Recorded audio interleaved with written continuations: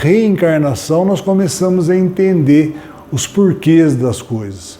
Por que então, algumas pessoas passam por determinados problemas, né? Outros não. Mas se a gente for ver num planeta como é o caso do planeta Terra, um planeta de provas e expiações, todo mundo tem lá os seus probleminhas, as suas provas, ninguém passa batido direto sem problema nenhum. Só que uns têm uma cruz muito maior do que outros, né?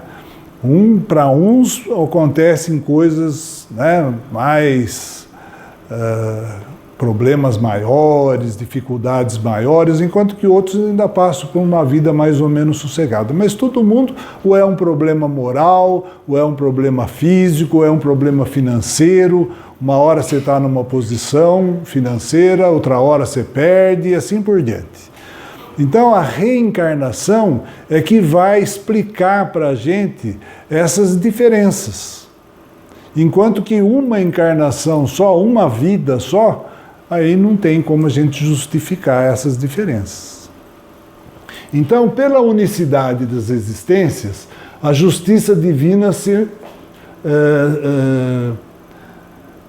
fosse uma vida só, a justiça divina se mostraria sumamente imperfeita, pois concederia aos espíritos uma única oportunidade de nascimento. Como se explicam, pois, as anomalias que se verificam no mundo? É isso que a gente tem falado para vocês, né? Uns nascem sábios, outros nécios, uns vivem na maior abastança, com conforto, outros na maior penúria, enfim, todas essas diferenças que nós assistimos todo dia aí. Qual seria a justificativa? Então, uma pessoa que nasce nessa condição de penúria teria que perguntar por que eu fiz para que Deus me colocasse nessa situação.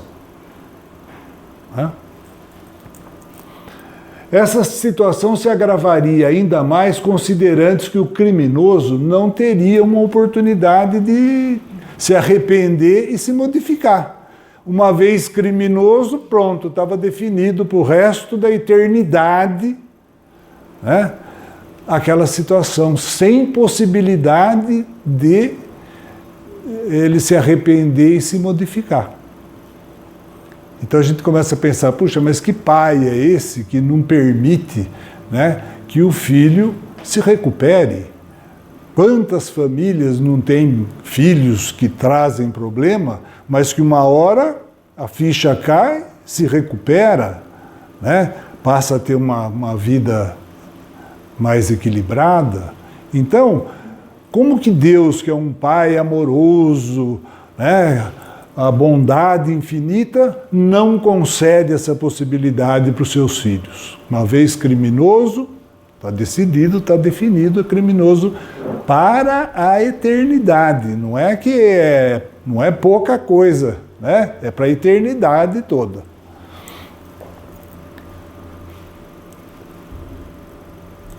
O mal rico, perdulário e avarento não encontraria meios de se reajustar no quadro da justiça divina. O homem ou mulher que viveram mergulhados nos vícios não teriam oportunidade de novas vidas para se reequilibrar espiritualmente. Então a reencarnação vai propiciar essa condição, né? Como explicar a excelência do amor de Deus face à discriminação de um espírito encarnar num centro civilizado, usufruindo de todo o conforto propiciado pela ciência, e outro nascer no seio de tribos selvagens, ou em regiões inóspitas, ou sumamente pobres, sem nenhum tipo de conforto? Como que a gente vai conseguir conciliar isso com a bondade divina? Então, a lei da reencarnação é que vai elucidar para a gente todas essas diferenças, né? Então, nós vamos, por exemplo, só para vocês terem uma ideia, nós tivemos numa reunião mediúnica, aqui no centro, há um tempo atrás, a presença de um preto velho, se manifestando através de um médium. Então ele contava a história dele, que ele tinha sido escravo numa fazenda no interior de São Paulo, com plantações de café. Ele trabalhava lá nessa fazenda e tal, e desencarnou depois de velho e tal. Então ele era uma entidade, um preto velho, que se manifestou através do médium. Para efeitos de aprendizado, foi pedido, né, porque isso tem que ser pedido para os mentores que estavam acompanhando essa entidade que estava se manifestando, para que ele pudesse trazer a personalidade que ele tinha quando ele causou o problema que fez com que ele viesse escravo negro aqui no Brasil trabalhar nessa fazenda de café. Então a entidade, ele consegue colocar a personalidade anterior e aí ele fala, fulano de tal, reitor da Universidade de Coimbra, escravagista. Entendeu? Então, ele era reitor da Universidade de Coimbra, só que ele era escravagista. Ele aplicava o dinheiro dele na venda do tráfico de escravos, que naquela época devia dar um bom dinheiro, né? Inclusive, a respeito disso, o Brasil tem uma dívida muito grande com Angola, porque a maioria dos escravos que vieram para o Brasil vieram de Angola, que era uma possessão portuguesa na África, né? Então nós temos uma dívida muito grande com Angola. Então eu quero que vocês entendam, e a gente tem que também tirar fora, começar a perceber que não tem razão de ser por preconceito. Fala assim, preto velho, o que um preto velho pode ensinar para mim? Preto velho foi a personalidade que ele teve na última vida em função daquilo que ele tinha feito, né?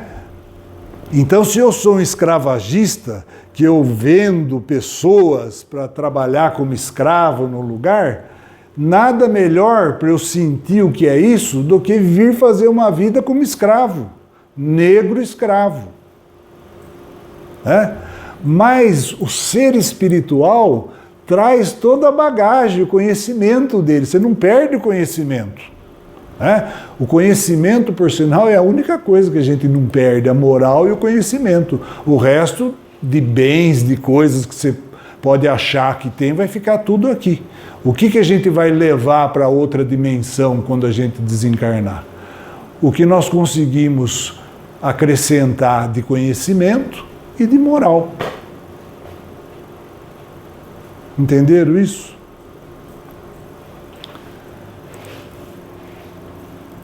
Então a lei da reencarnação elucida todas essas anomalias, porquanto no âmbito da justiça divina todos se enquadrarão na lei do progresso.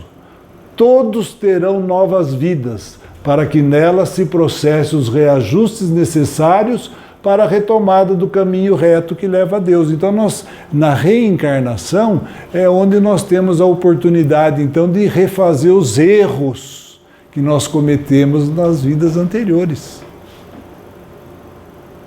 Senão nós não teríamos... Porque também é uma coisa que a gente já pode começar a observar, não adianta só arrepender-se. Eu estou arrependido do que eu fiz.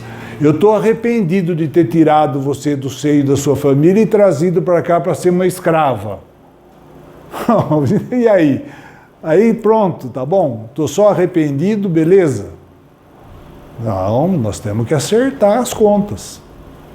Então, quando Cristo ensina, ninguém sairá daqui de um mundo de provas e expiações para um mundo melhor de regeneração, enquanto não pagar o último ceitil, o último centavo da sua dívida. Todos os homens já tiveram muitas existências, então nós já tivemos centenas de vezes aqui no planeta Terra já reencarnados.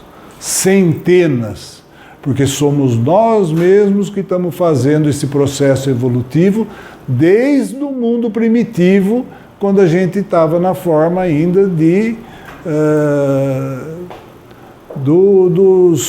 dos homens primitivos, né?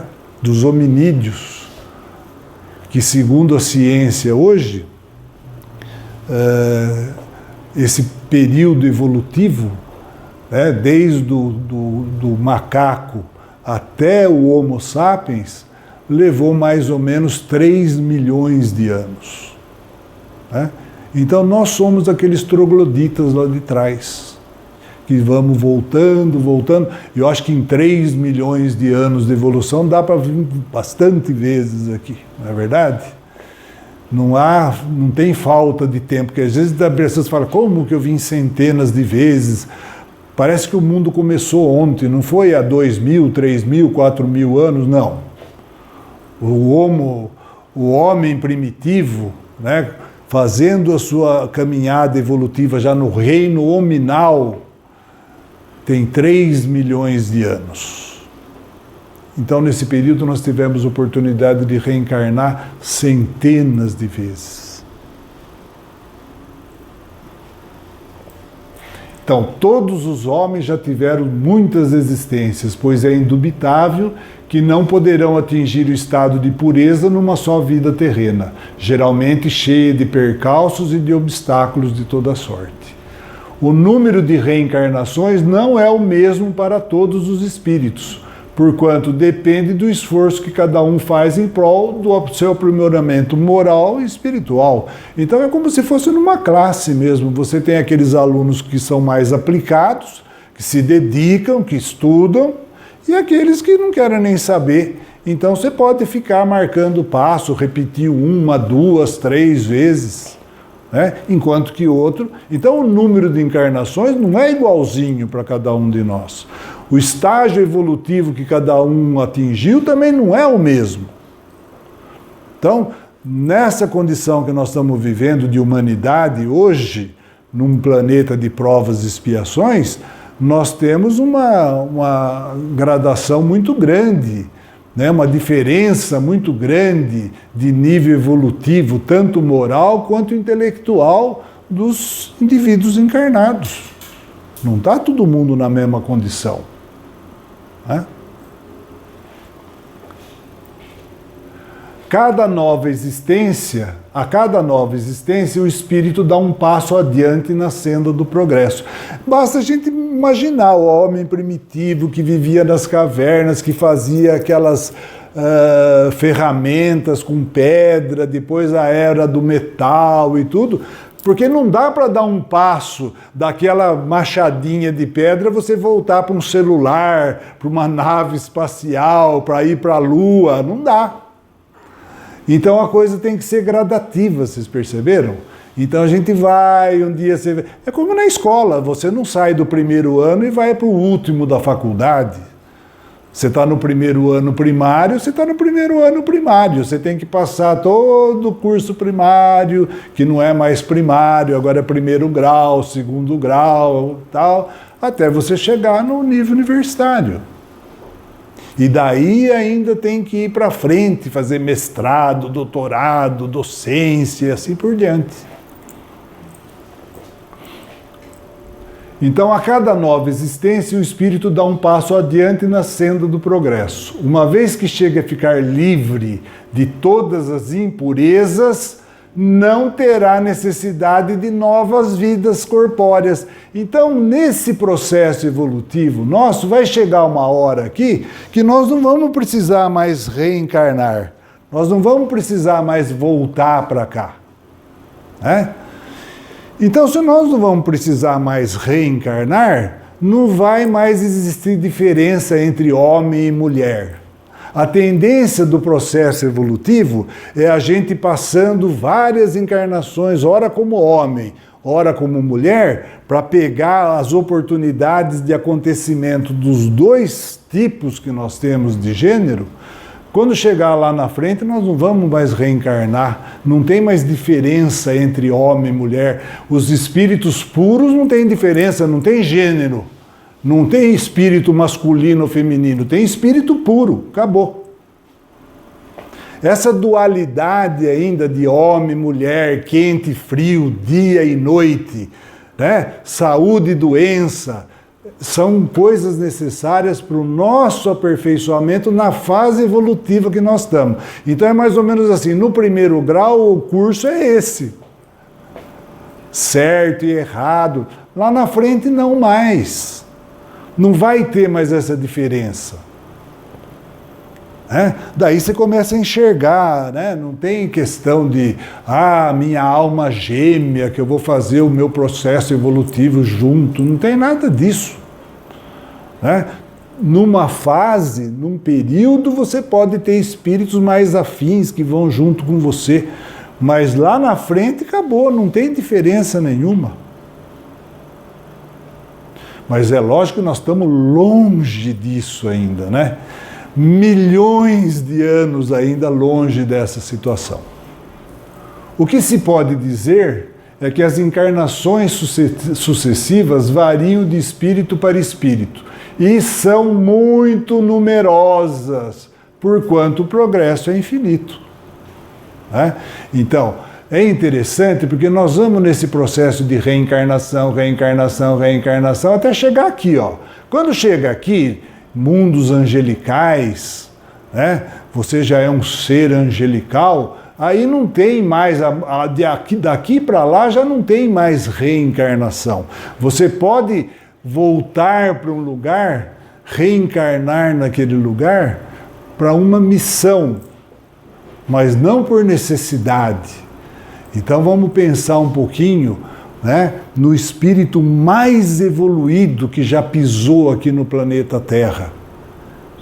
O mais evoluído deles, que já tinha passado dessa fase há muito tempo, que ajudou na formação do planeta Terra, que é quem toma conta da nossa humanidade, o governador do planeta Terra, Cristo, que reencarnou aqui.